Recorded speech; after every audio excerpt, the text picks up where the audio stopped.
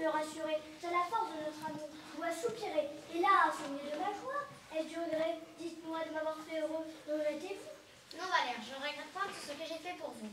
Mais à vous dire vrai, je crains de vous aimer un peu plus que je ne peux dire. Que pour vous craindre dans les bons que vous avez pour moi. Hélas, 100 choses à la fois, l'emportement d'un père, le repas d'une famille et du monde, mais plus que tout, Valère, le changement de votre cœur. Vous aime trop pour cela et mon amour pour vous durera autant que ma vie. Ah, Valère, tous les hommes semblables par les paroles, mais ce n'est que les actions qui les éprouvent différemment. Ne m'assassinez point et laissez-moi le donner pour parmi l'épreuve de l'honnêteté de mes feux. Et pourquoi cette inquiétude? Je devrais rien à craindre si tout le monde voyait les yeux dont je vois, sans compter que vous la revêtiez de l'emploi de domicile ou frère pour me voir. Tout ça fait sans doute chez moi un merveilleux effet, mais ce n'est peut-être pas assez pour le répéter aux autres. Et je ne suis pas sûre qu'on entre dans mes sentiments.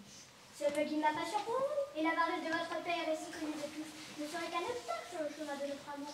Car enfin, si le puis, je l'espère, trouver les parents n'auront pas beaucoup de peine à le rendre favorable. Et j'en attends des nouvelles avec impatience, et j'en irai chercher par moi-même si elles tardent à venir. Ah, Valère, ne bougez d'ici, et songez seulement dans le bien-être dans l'esprit de mon père. Vous voyez comme je m'y prends, et quel personnage je joue chaque jour, afin d'attirer sa tendresse. J'ai fait des progrès admirables. Mais que n'attachez-vous aussi à gagner l'appui de mon frère? L'esprit du père et celui du fils sont les choses si opposées. Mais vous de votre part agissez auprès de votre frère, et servez-vous de l'amitié qui est entre vous deux pour le gagner à votre secours. Dis bien, je me retire. Prenez ce temps pour lui parler, et lui découvrir à votre affaire que ce que je jugerai utile.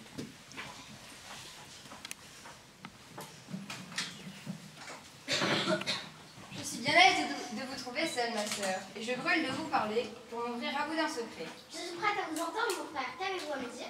Bien des choses, ma sœur. Enveloppée dans un mot, j'aime. Vous aimez?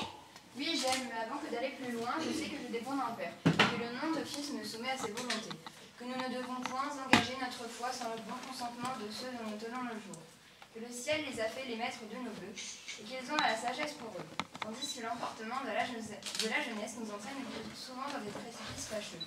Je vous dis tout cela, ma sœur, car enfin mon amour ne veut rien écouter, et je vous prie de ne point me faire de remontrances. Vous êtes-vous engagé, mon frère, avec celle que vous aimez? Non, ma sœur, mais j'y suis résolue, et je vous conjure encore une fois de ne point me trouver de raison pour m'en dissuader. Suis-je mon frère ou une si étrange personne? Non, ma sœur, mais vous n'aimez pas. Vous ignorez donc la douce violence qu'un amour tendre fait sur le cœur, et la plainte de votre sagesse. Ne parlons point de ma sagesse. Il n'est personne qui n'en manque au moins une fois dans sa vie. Et si je vous ouvre mon cœur, serai-je vos yeux bien moins sage que vous? Ah, plutôt ciel que votre âme comme la mienne. Finissons par votre affaire, et dites-moi celle que vous aimez. Une jeune personne qui loge depuis peu en ces quartiers et qui s'en fait pour donner de l'amour à tous ceux qui la voient. Elle se nomme Marianne et vit sous la conduite d'une bonne femme de mère qui est presque toujours malade. Elle la serre, la plaint et la console avec une tendresse qui vous toucherait l'âme. Ah, ma sœur, je voudrais que vous l'eussiez vue. Je conçois assez, mon frère, quel doit être votre chagrin. Ah, ma sœur, je dis plus loin qu'on ne peut croire, car enfin qu'on nous servira d'avoir du bien, qui nous viendrait dans le temps quand nous serons plus dans le bel âge d'un goûter des plaisirs. Et si, pour nos vêtir même, il nous faut maintenant emprunter de l'argent à des marchands sans scrupules pour avoir moyen de porter des habits raisonnables, je fais chercher partout pour ce projet de l'argent à emprunter. Et si vos affaires, ma sœur, sont semblables aux miennes, et qu'il faille que notre père s'oppose à nos désirs, nous le quitterons là tous deux, et accoucherons cette tyrannie qui nous tient depuis si longtemps son avarice insupportable. Il est bien vrai, mon frère, que notre père nous donne de plus en plus raison de regretter la mort de notre mère. Et que... J'entends sa voix, et le annonçons un peu pour nous achever notre confidence, nous reviendrons encore plus tard pour venir adapter la dureté de son humeur.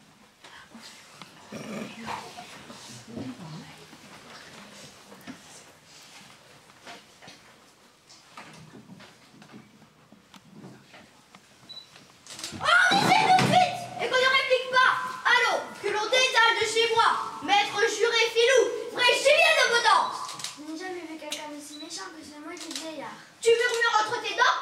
Pourquoi me chassez-vous? C'est bien à toi, Bonnard, à me demander des raisons. Sors vite que je ne t'assomme! Qu'est-ce que je vous ai fait? Tu m'as fait que je veux que tu sortes!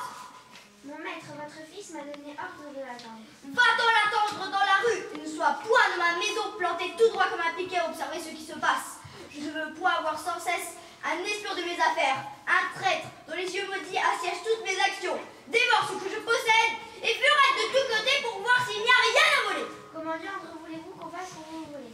Êtes-vous un homme volable quand vous faites sortir les jours et nuit? Je me rends enfermer ce que bon me semble faire sentinelle comme il me plaît. Ne serais-tu point homme à les faire courir le bruit que j'en ai? Je vois de l'argent caché. Vous avez de l'argent caché? Non, coquin, je ne dis pas cela. J'enrage. Je me demande si malicieusement tu n'irais pas faire courir le bruit que j'en ai. Et que nous apporte que vous ne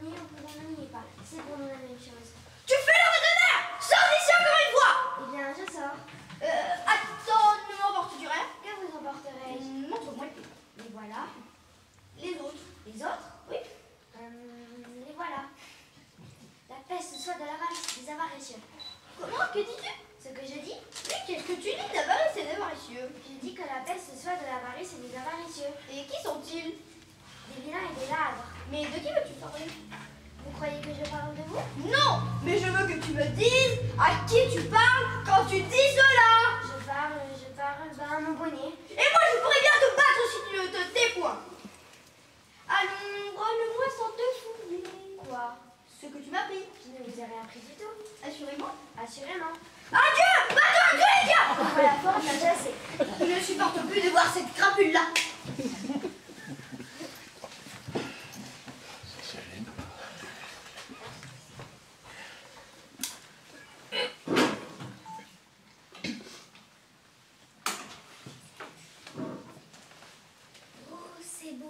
Mademoiselle Élise aurait-elle un amoureux caché? Quelle chance elle a!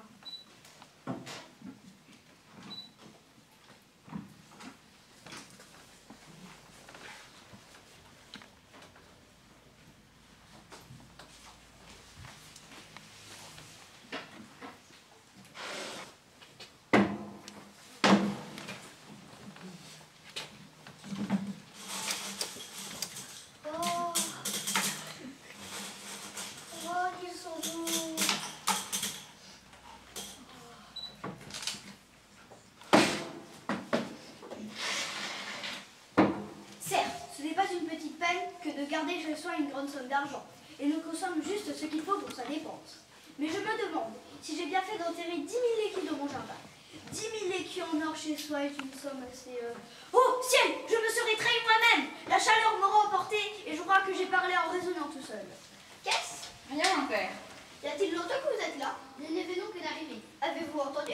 Quoi? Là. Quoi? Ce que je viens de dire. Non. Je vois bien que vous avez entendu quelques mots. C'est que je m'entretenais de la peine qu'il y a aujourd'hui à trouver de l'argent et que je disais qu'il vaut mieux avoir 10 000 écus chez soi. Voulez-vous me dérober mon argent? Ne vous mettez pas en colère. Et comment vous dérobez? Que sais-je? Où trouvez-vous donc l'argent qui vous habille? Moi, mon père, c'est que je joue. Et comme je suis fort heureux, je mets sur moi tout l'argent que je gagne. Je veux que tu me dises à quoi te servent tous ces rumeurs que te voilà larder des pieds jusqu'à la tête. Laissons cela et parlons d'autres affaires. Je vois qu'ils se possible de me dérober ma bourse. Que veut dire ces gestes-là? C'est que nous marchons mon frère et moi qui parlera le premier. Et nous avons tous deux quelque chose à vous dire. Et moi aussi, j'ai quelque chose à vous dire à tous deux. C'est de mariage, mon père, que nous désirons vous parler. Et c'est de mariage aussi que je veux vous entretenir. Avez-vous vu, dites-moi, mon fils, une jeune personne qui ne loge pas loin d'ici? Oui, mon père. Et vous? J'en ai entendu parler. Comment, mon fils, trouvez-vous cette fille? Une fort charmante personne. Sa physionomie? Tout honnête et pleine d'esprit. Son air et sa manière? Admirable, sans doute. Ne croyez-vous pas qu'une fille comme cela mériterait qu'on se jette à elle? Oui, mon père. Que ce serait un parti souhaitable? Très souhaitable. Et qu'un mari aurait satisfaction avec elle? Assurément. Mais il y a une petite difficulté. C'est que j'ai peur qu'on n'ait pas tout le bien qu'on pourrait prétendre avec elle. Ah, mon père, le bien n'est pas considérable lorsqu'il est question d'épouser une forte, honnête personne. Ah, vous voilà rassurée, car je suis bien décidée à l'épouser. Si bien entendu, elle a réellement de la fortune. Comment? Vous êtes résolu, dites-vous? D'épouser Marianne. Qui? Vous? Oui, moi. Vous m'appelez tout à coup un éblouissement. Je me retire d'ici. Allez donc boire dans la cuisine un grand verre d'eau claire. En voilà qui n'a un peu plus de vigueur qu'une poule. Quant à vous, ma fille, voilà ma fille ce que je résous pour vous. Quant à ton frère, je lui destine une certaine veuve dont ce matin on est venu me parler. Et pour toi, je te donne au Seigneur Anselme. Le Seigneur Anselme? Oui, un homme mûr, prudent et sage, qui n'a pas plus de 50 ans, et dont on dit qu'il est fort riche. Je ne veux point me marier, mon père, s'il vous plaît. Et moi, ma petite fille, mamie, je veux que tu te maries. Je vous demande pardon, mon père. Je vous demande pardon, ma fille. J'ai le plus grand respect pour le Seigneur Anselme. Avec votre permission, je n'épouserai point. J'ai le plus grand respect pour vous, ma fille, mais avec votre permission, vous l'épouserez dès ce soir. Dès ce soir? Dès ce soir. Ça ne sera pas, mon père. Cela sera, ma fille. Non. Si. Non, vous dites. Si, vous dis-je. Je me tuerai plutôt que d'épouser Anselme Marie. Tu ne te tueras point et tu l'épouseras. Oh, n'a-t-on jamais vu une fille parler de la sorte à son père? N'a-t-on jamais vu un père marier sa fille de la sorte? Les enfants sont bien ingrats et égoïstes, et ne pense qu'à me dérober de mon argent.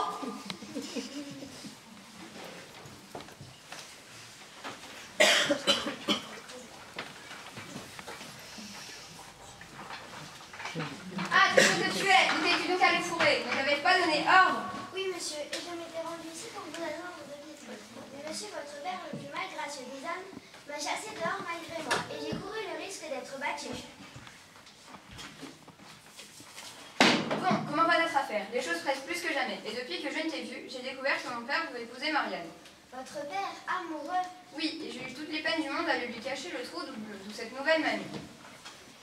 Quelle réponse t'a-t-on faite? Ma foi, ceux qui s'en prennent sont bien malheureux, et il faut accepter d'étranges choses lorsqu'on est réduit à passer comme vous par les mains des usuriers. L'affaire ne se fera point? Pardonnez-moi, notre maître Simon assure que votre seule physionomie lui a gagné le cœur. J'aurai les 15 000 francs que je demande? Oui, mais à quelques petites conditions qu'il faudra accepter si vous avez espoir que les choses se fassent. As-tu pu parler à celui qui doit prêter l'argent? Ah, il n'en va pas ainsi. Il apporte encore plus de soin à se cacher que vous, et il veut savoir qui vous êtes dès aujourd'hui. Je suis sûre que le seul nom de votre père rendra les choses plus faciles. Parle alors. Voici quelques conditions qu'il a dictées lui-même. Que l'emprunteur soit majeur et d'une famille où l'argent soit abondant, solide, assuré, clair et net de tout embarras. Un notaire en fera la liste détaillée. Il n'y a rien à dire à cela. Le prêteur n'a pas chez lui la somme dont il est question. Mais pour faire plaisir à l'emprunteur, il est contraint lui-même de l'emprunter d'un autre. Il conviendra que l'unique emprunteur paye cet intérêt. Que diable! Quelle avare que cet homme-là! Il est vrai, c'est ce que j'ai dit. Ai-je le choix? J'ai besoin d'argent et il faut bien que je consente à tout. C'est la réponse que j'ai faite. Il y a encore quelque chose? Cela est bien suffisant, mais il est tellement avare qu'il me donne des tentations de le voler. Et je croirais en le volant faire une bonne action. Mais j'entends quelqu'un qui arrive promptement. Il semble bien. Éloignons-nous.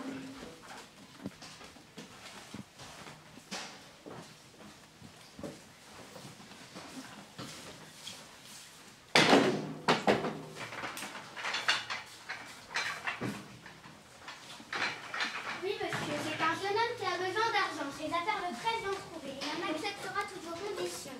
Mais êtes-vous sûr, maître Simon, qu'il n'y a aucun risque à y perdre de l'argent? Savez-vous les noms, les biens et la famille de celui pour qui vous parlez? Non, je n'ai pas bien vous en informer. Et ce n'est que par hasard que l'on m'a adressé à lui. Mais vous serez de toutes choses informé par lui-même. Et son homme m'a assuré que vous serez content quand vous le connaîtrez. Tout ce que je saurais vous dire, c'est que sa famille est fort riche. Il n'a plus de mère déjà. Et qu'il s'engage, si vous voulez, que son père mourra avant qu'il soit 8 mois. Que veut dire ceci, notre maître Simon qui parle à votre père? L'aurais-toi appris qui je suis? Ah, mais voici notre homme! Comment? Monsieur est la personne qui veut vous emprunter les 15 000 livres dont je vous ai parlé. Comment, Bondard? C'est toi qui t'aventures dans ces coupables affaires! Comment, mon père? C'est vous qui vous aventurez à ces honteuses actions. C'est toi qui te veux ruiner par des emprunts si condamnables! C'est vous qui cherchez à vous enrichir par des usures si criminelles. Oses-tu bien après cela apparaître devant moi? Osez-vous bien après cela apparaître aux yeux du monde? N'as-tu point honte, dis-moi, de te précipiter dans ces affaires effroyables et de faire une honteuse dépense avec l'argent que tes parents t'ont amassé avec tant de sueur? Ne rougissez-vous point de sacrifier gloire et réputation au désir insatiable d'entasser écu sur écu? Ôte-toi de mes yeux, coquin! Ôte-toi de mes yeux! Qui est plus criminel à votre avis? Ou celui qui emprunte un argent dont il n'a besoin? Ou celui qui vole un argent dont il n'a que faire? Ah, va-t'en! Et ne m'échauffe pas les oreilles! Il faut plus que jamais le tenir à l'œil! Vous pouvez disposer, maître Simon. Monsieur! Halte là, Frosine! J'ai une affaire urgente à régler. Allez vous faire cuire à neuf auprès de maître Jacques, il est au fourneau dans sa cuisine. Mais vous avez rendez-vous? Allez, dans la cuisine! Avec maître Jacques! Allez! Il est temps que j'aille faire une petite visite à mon argent.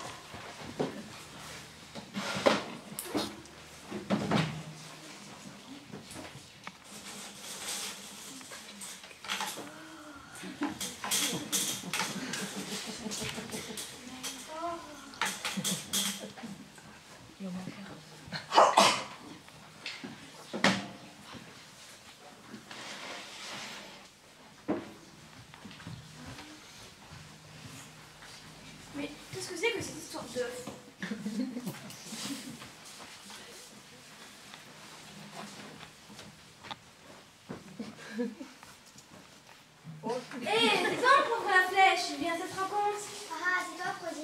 tu fais ici? Ce que je fais partout ailleurs, pour m'entremettre d'affaires, me rendre serviable aux gens et profiter du mieux qu'il m'est possible des petits talents que je puis avoir.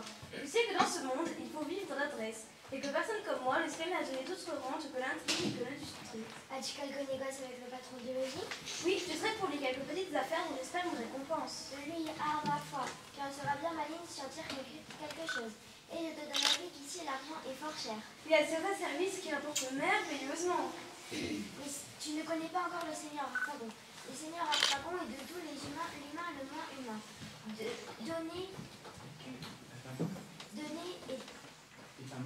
est un mot qui lui fait tant horreur qu'il ne dit jamais je vous donne mais je vous prête le bon nom. Ah mon Dieu, que cela peut déposséder les hommes. Le secret de m'ouvrir leur tendresse, de chatouiller leur cœur, de trouver des endroits par où ils sont sensibles. Je te défie d'attendrir du côté de l'argent l'homme dont il est question.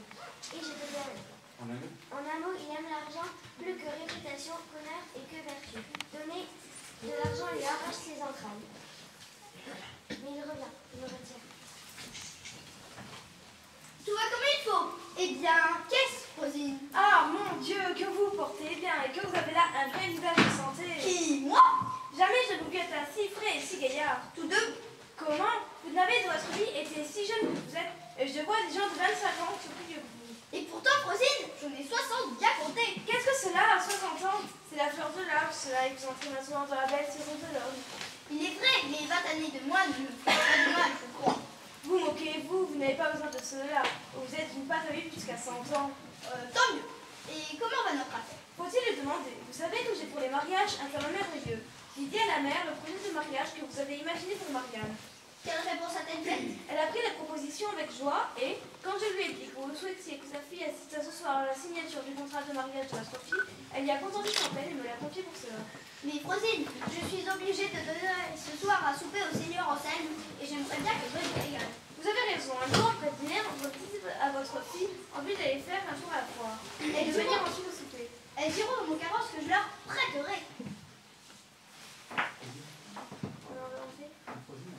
Ah oui. Mais Rosine, as-tu entretenu la mère au sujet du bien qu'elle pouvait donner à sa fille? Et lui as-tu dit qu'elle fit quelques efforts pour une occasion comme celle-ci? Car enfin, n'épouse point une fille sans qu'elle apporte quelque chose de la corbeille de mariage. Comment? C'est une fille qui vous apportera 12 000 livres de rente. 12 000 livres de rente? Oui, premièrement, elle a été élevée et nourrie dans la petite de fait manger. Elle n'aime pas les superbes habits, ni les riches bijoux, ni les meubles somptueux. De plus, elle a une aversion épouvantable pour le jeu. Ne voilà-t-il pas vos 12 000 livres au front bien comptés? Oui, mais cette somme-là n'est rien de réel. Pardonnez-moi, n'est-ce pas quelque chose de réel que de vous apporter un mariage d'une grande sobriété, l'héritage d'un grand amour, de simplicité de parure et l'acquisition d'un grand fontaine pour le jeu? Il faudra voir cela. Mais Rosine, il y a encore une chose qui m'inquiète. La fille est jeune et je vois qu'elle ne s'intéresserait pas à un homme de mon âge. Ah, que vous la connaissez mal. Elle a une aversion épouvantable pour tous les jeunes gens et n'a de l'amour que pour les vieillards. Elle? Oui, elle. Elle n'est pas plus ravie n'est-elle que lorsqu'elle voit un beau vieillard avec une barbe majestueuse et surtout, elle est pour l'aîné qui porte des lunettes. Dis-moi un peu, Mariage m'a-t-elle pas encore vu? Non, mais nous sommes fort entretenus de vous. Je lui ai fait un portrait de votre personne et je n'ai pas manqué de lui vanter votre mérite et l'avantage que cette vie serait de voir un mari comme vous. Ah, je t'en remercie. Monsieur, j'ai une petite prière à vous faire. J'ai imposé que je suis sur le point de faire pour faute d'affaires d'argent. Et vous pourrez facilement me procurer le gain de ce procès et vous aurez quelques pensées pour moi. Ah, qu'elle sera ravie de vous voir. Ah, que vous lui plairez. Ah, tu me ravis de me dire cela. En vérité, monsieur, si je le perds, je suis ruinée. Et quelques petites assistances me rétabliraient mes affaires, je crois. Ah, je voudrais que vous eussiez vu le ravissement que j'avais m'entendre parler de vous. La joie éclatait en ses yeux au récit de vos qualités. Tu as bien fait, je t'en suis extrêmement reconnaissant. Je vous prie, monsieur, de me donner le petit secours que je vous demande. Je vous en serai éternellement reconnaissante. Adieu, je vais achever mon courrier. Je vous assure, vous ne pourrez jamais m'aider jusqu'au séjour. Il faut que je sorte. À tantôt. Que la fièvre te chauffe, tiens le vilain à tous les diables. L'avare a été ferme à toutes les attaques. Mais il ne faut pas baisser les bras, et j'ai d'un autre côté espoir de tirer bonne récompense.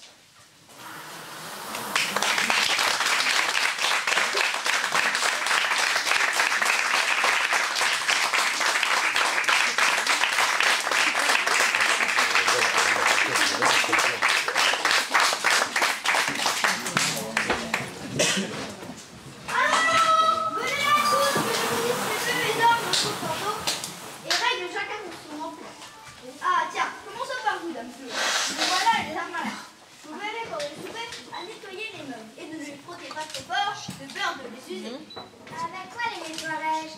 Il est tellement avare que je n'ai pas même un chiffon et que mon tablier me sert à épousseter. Outre cela, je vous nomme responsable des bouteilles. Ici, vous en viendrez, je vous en casser une, vous le payerez sur votre salaire.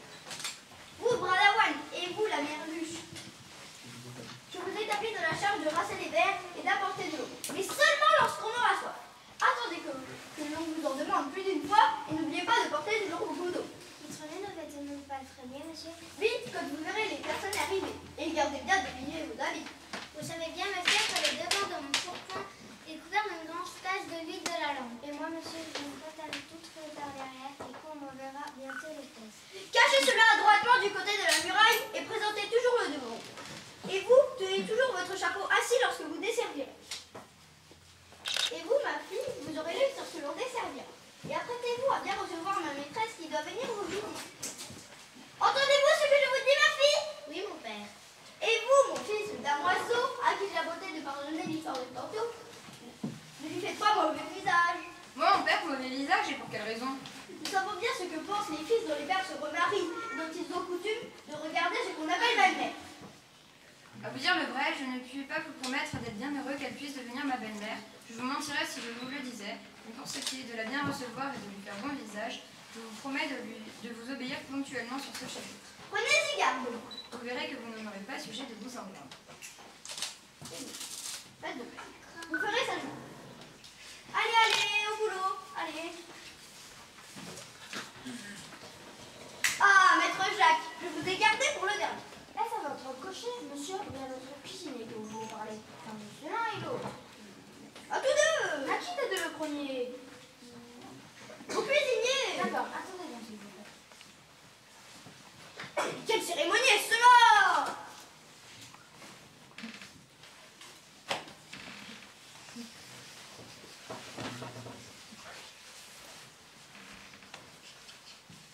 Vous n'avez pas parlé. Je me suis engagée, maître Jacques, à donner ce soir un souper. Grande merveille.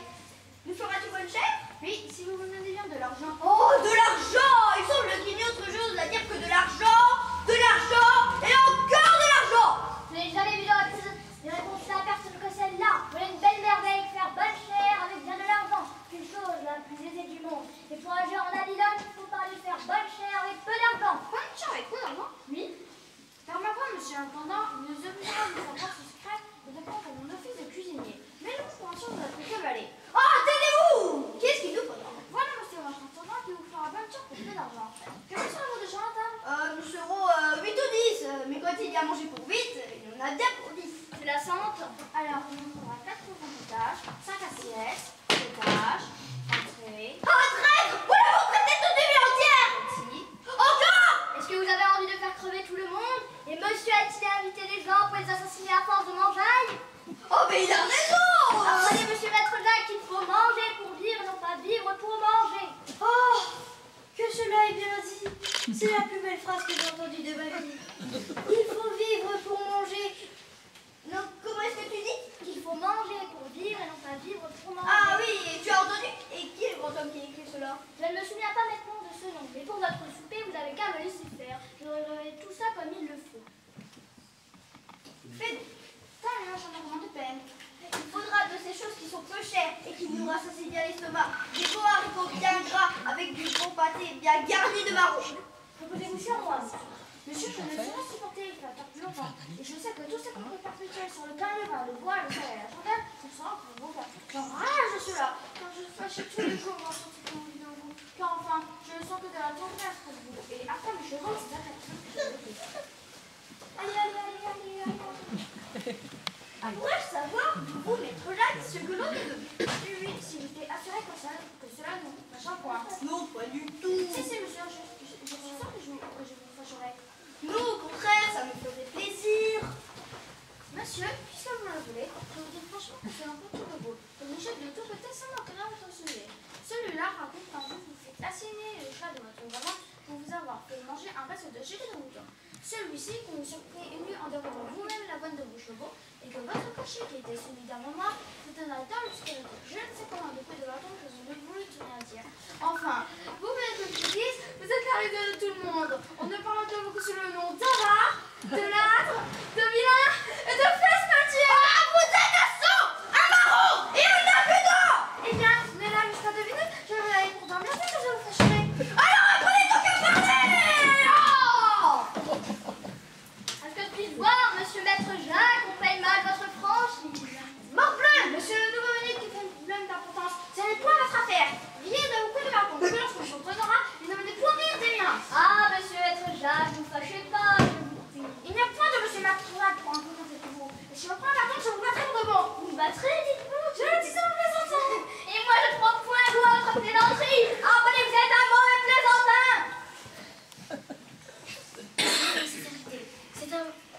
mauvais métier. Désormais, je renonce et je ne plus dire vrai. Pas secret pour mon maître, il a quelque droit de me battre. Pour ce monsieur intendant, je m'approche chez lui. Savez-vous, maître Jacques, votre maître est au logis? Oui, oui, c'est vieux, je ne l'ai pas touché. Pourriez-vous lui dire que nous sommes ici? Ah, que je suis, Frosine, dans un étrange état. Et s'il faut dire ce que je sens, que j'appréhende de le voir. Mais pourquoi quelle est votre inquiétude? Hélas, me le demandez-vous? Ne voyez-vous pas à quel point l'inquiétude me gagne? Je sais bien, car Pagouin n'est pas celui que vous voudriez embrasser. Et je vois à votre mine que Jacques Blondin, dont vous m'avez parlé, vous revient un peu dans l'esprit. Oui, c'est une chose, Frosine, dont je ne veux pas me défendre. Et les visites respectueuses qu'il a rendues chez nous ont fait, je vous l'avoue, quelques effets dans mon âme. Mais avez-vous su au moins son nom? Non, je ne sais point qui il est, mais je sais qu'il a un visage assez vert aimé. Et que si l'on pouvait me laisser le choix, je le prendrais plutôt que l'effroyable époux que l'on veut me donner. Tous ces blondards sont agréables, mais la plupart sont aussi pauvres que des rats. Et il vaut mieux pour vous de prendre un vieux mari qui a sa mort, croyez-moi, qui permettra d'en prendre plus jeune.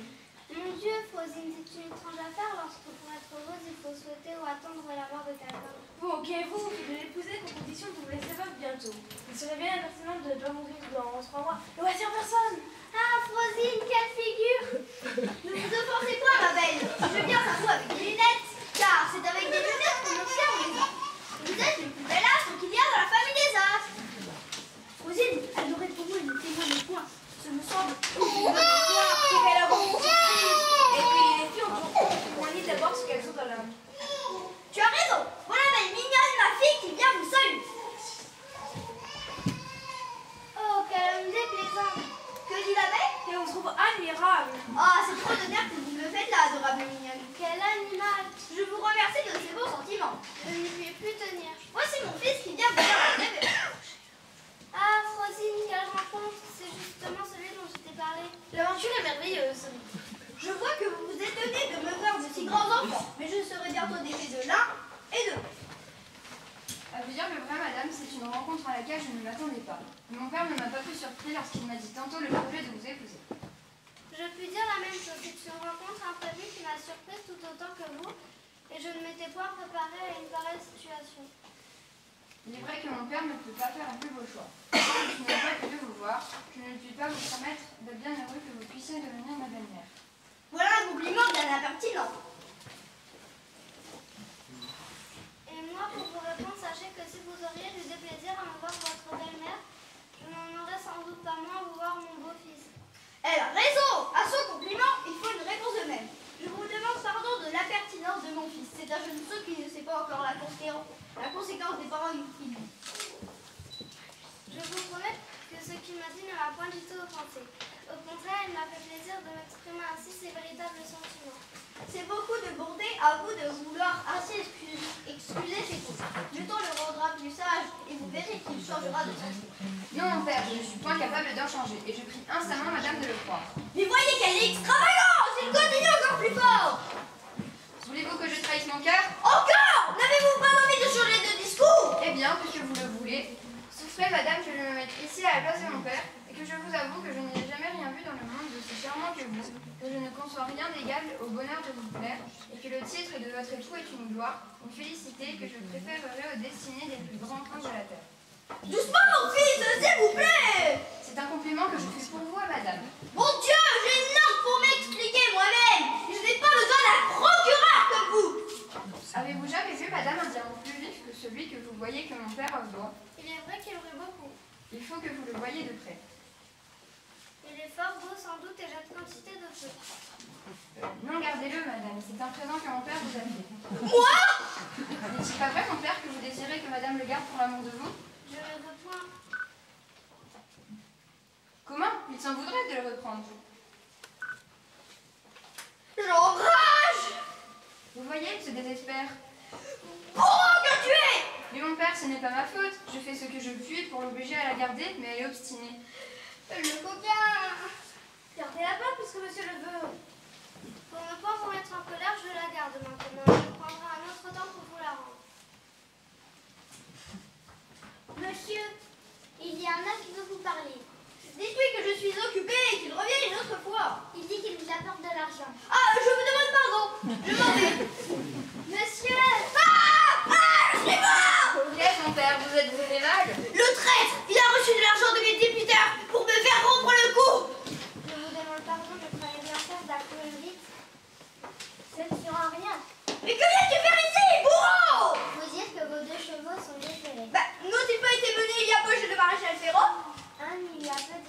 non. Ben, ils sont docteurs, alors venez avant que je vous assomme.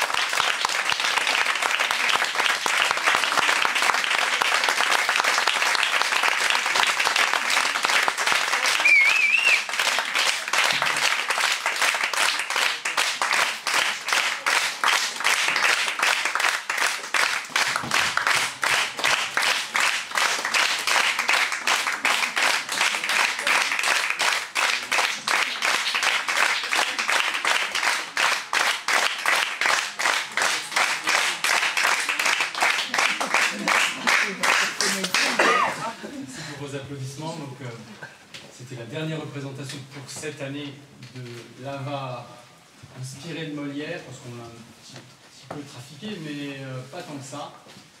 Ça a été exceptionnel. L'année dernière, j'avais une magnifique troupe, mais cette année, vous êtes exceptionnel.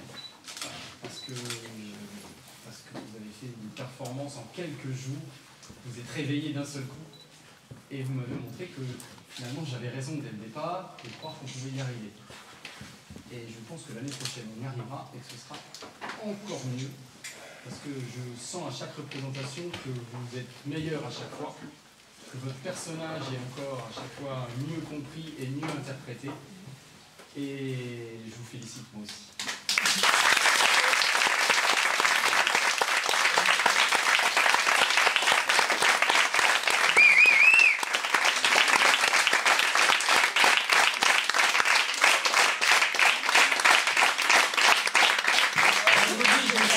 À le faire enrager, j'ai terminé par lui, mais aujourd'hui je vais commencer par lui. Oui. Comment ça peut? Raphaël, c'est ça.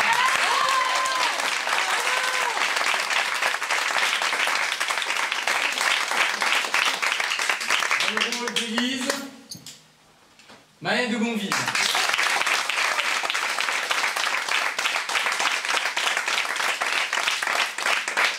Dans le rôle de Marianne, Julie Brume.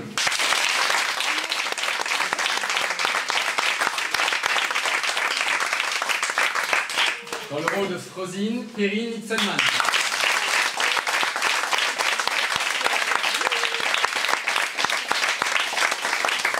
Dans le rôle de Cléante, Noah Grenin.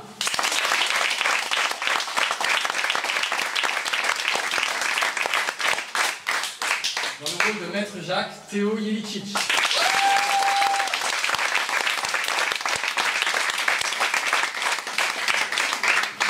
Dans le rôle de Valère, Raphaël Moncalvet.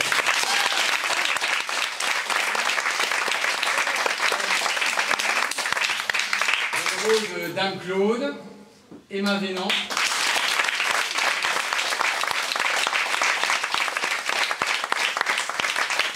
L'origine du projet, elle devait aussi interpréter Anselme, qui intervient dans le 5e acte, donc j'espère que, parce qu'elle connaît déjà son texte du 5e acte, j'espère qu'on pourra montrer tout ton talent l'année prochaine. Dans le rôle de... Alors, je sais jamais. Vous allez avancer toutes les deux en même temps. La Merluche et Brin-d'Avoine.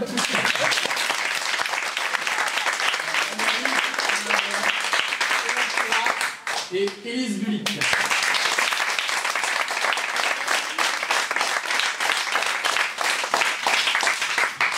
Alors, même souci pour Emma, elle joue dans le 5e acte le commissaire. Hein. Alors, elle aura un magnifique costume l'année prochaine, on l'a déjà.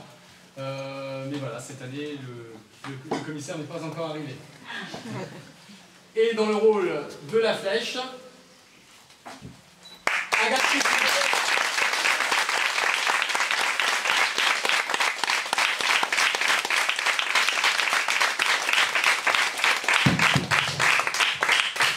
Alors, la plupart en sont qu'à leur première participation dans la troupe. Hein. en dehors de Raphaël, de Maël, de Noah, de Théo et de Raphaël, qui ont joué une année avec nous l'année dernière, voilà, très belle pièce comme un fil à la patte. Les autres sont des débutants pour ce qui est de la troupe de théâtre, même s'ils avaient déjà fait du théâtre en maternelle. Hein, vous aviez tous fait du théâtre en maternelle? Non. Pas toi, mais non, t'es arrivé après. Pas raté ça, tu vois. Et voilà, donc en une année de théâtre, ils ont quand même montré qu'ils avaient du potentiel et qu'ils étaient capables de travailler. Donc un petit message aux parents, quand vous sentez qu'ils traînent des pieds, que poussez-les, vous voyez ce qu'on obtient. Voilà.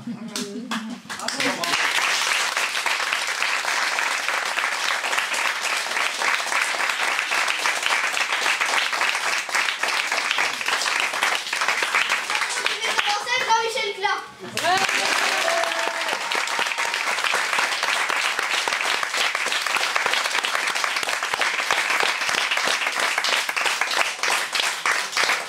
Comme je vous disais tout à l'heure, les CM2 vont nous quitter pour une nouvelle aventure au collège, mais ma promis qu'ils étaient prêts à poursuivre l'aventure et à aller jusqu'au bout de la pièce de là-bas.